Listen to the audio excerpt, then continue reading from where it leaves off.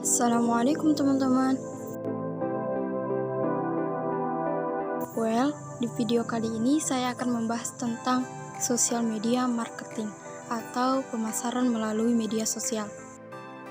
Tapi sebelum itu, perkenalkan, nama saya Harmida, salah satu mahasiswi Institut Agama Islam Negeri Palopo, Prodi Ekonomi Syariah, Fakultas Ekonomi dan Bisnis Islam, semester 5, kelas A. By the way, video ini saya buat untuk memenuhi salah satu tugas mata kuliah Komunikasi Pemasaran yang diampu oleh Ibu Ria Amelinda, Pesos MIKOM. Nah, langsung saja ya teman-teman, kita bahas tentang pemasaran melalui media sosial. Pemasaran melalui media sosial adalah sebuah proses pemasaran yang dilakukan melalui pihak ketiga, yaitu website berbasis media sosial. Saat ini, sudah banyak media sosial yang dapat digunakan untuk pemasaran atau promosi sebuah produk atau jasa, seperti Facebook, Instagram, dan Twitter. Melalui media ini, perusahaan atau brand bisa melakukan promosi yang terstruktur dan tepat sasaran. Seperti yang kita ketahui bahwa pemasaran dengan media sosial tidak selalu berhubungan dengan jual beli secara langsung. Tetapi, dalam pemasaran ini, kita juga bisa memasarkan konten dalam bentuk postingan di web, gambar, atau video. Konten yang dipasarkan melalui media sosial ini berhubungan dengan produk yang akan dijual. Selain memasarkan konten, teknik pemasaran modern ini juga digunakan untuk memasarkan merek. Maksudnya, kita mengenalkan merek secara umum kepada masyarakat secara menyeluruh atau yang sering disebut dengan brand awareness. Selanjutnya, pentingnya perusahaan melakukan pendekatan digital pada bisnis. Kenapa demikian?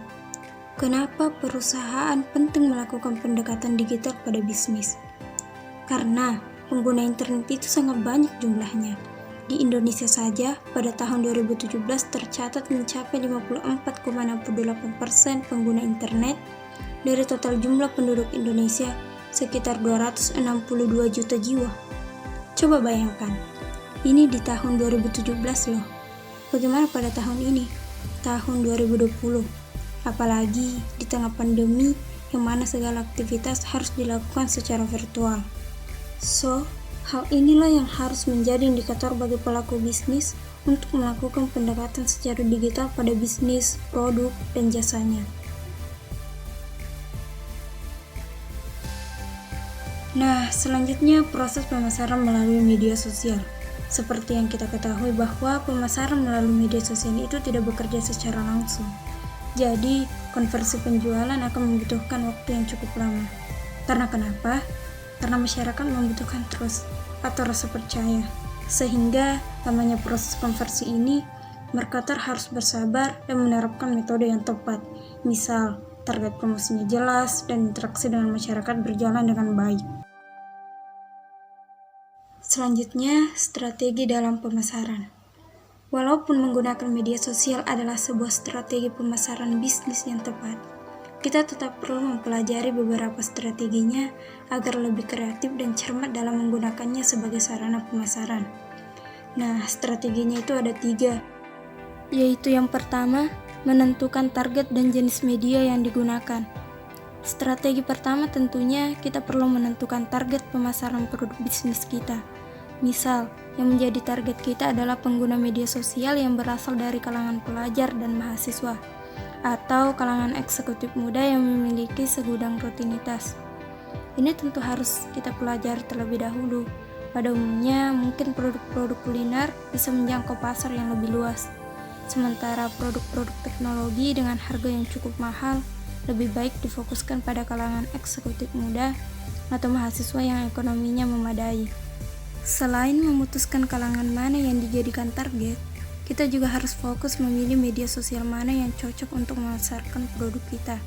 Gunakan saja media sosial yang notabene sudah memiliki banyak pengguna, seperti Facebook, Instagram, atau Twitter. Yang kedua, membuat konten yang seru dan kreatif. Konten yang seru dan kreatif menjadi salah satu kunci kesuksesan pemasaran melalui media sosial. Konten yang seru akan membuat para pengguna internet tertarik untuk selalu mengikuti informasi yang kita berikan. Pilihlah konten yang membuat banyak orang tertarik untuk membagikannya. Kesempatan yang diperoleh dari share tersebut bisa membuat pengguna internet lainnya mulai mengenal informasi dan produk bisnis kita. Usahakan untuk membuat konten yang singkat dan padat, namun menarik, agar pengguna internet tak merasa malas untuk membacanya. Yang ketiga atau yang terakhir, menjalin komunikasi efektif secara personal. Setelah menentukan target bisnis, memilih konten dan jenis media sosial yang tepat, sekarang saatnya untuk memanfaatkan bantuan orang-orang di sekitar kita. Memiliki banyak teman Facebook, Twitter, atau media sosial lainnya merupakan hal yang positif untuk melakukan perkenalan produk bisnis kita. Coba berikan posting, tweet, atau wall post secara internal agar mereka bisa lebih mengenal produk bisnis kita. Langkah ini mungkin efektif bila mereka merasa senang dan ingin membagikan informasi kepada kerabat-kerabat lainnya. Jadi, jangan bosan untuk menjalin hubungan baik dengan kenalan-kenalan di media sosial. Oke, selanjutnya materi terakhir ya tentang komponen penting dalam sosial media marketing. Ada beberapa komponen penting yang harus ada dalam sosial media marketing. Nah, agar proses pemasaran berjalan dengan lancar, maka kita harus pahami komponen penting tersebut. Nah, yang pertama, fokus pada sasaran. Salah satu kelebihan dari pemasaran melalui media sosial ialah bisa dilakukan siapa saja. Cukup memiliki jejaring sosial, kita sudah bisa melakukan pemasaran. Namun, yang agak susah dilakukan adalah pemasaran yang fokus dan tepat sasaran. Jadi, sebelum memasarkan produk, ada baiknya menentukan target terlebih dahulu. Lebih baik melakukan promosi kepada orang yang tepat sasaran daripada ribuan orang yang belum tentu mau membaca konten promosi kita. Kedua, menggabungkan banyak platform.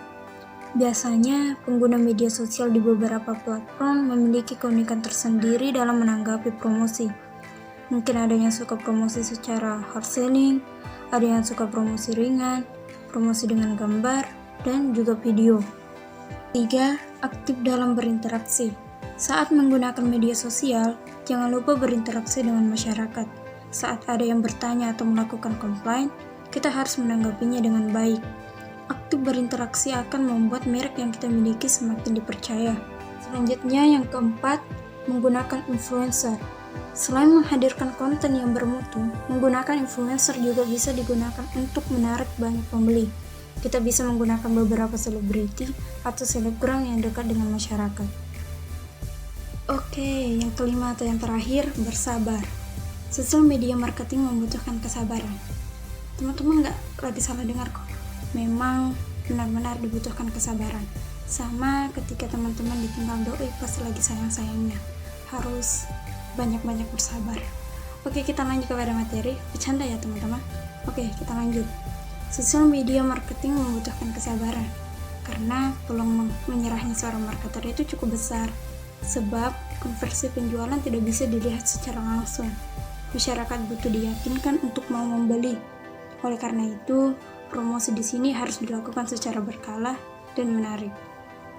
Itulah tadi materi tentang sosial media marketing atau pemasaran melalui sosial media. Jika ada kesalahan dan kekurangan, mohon dimaafkan. Seperti ungkapan, tak ada gading yang tak retak, begitupun dengan saya selaku manusia biasa yang tak luput dari kesalahan dan kekurangan. Saya Harmidah, pamit undur diri. Wassalamualaikum warahmatullahi wabarakatuh.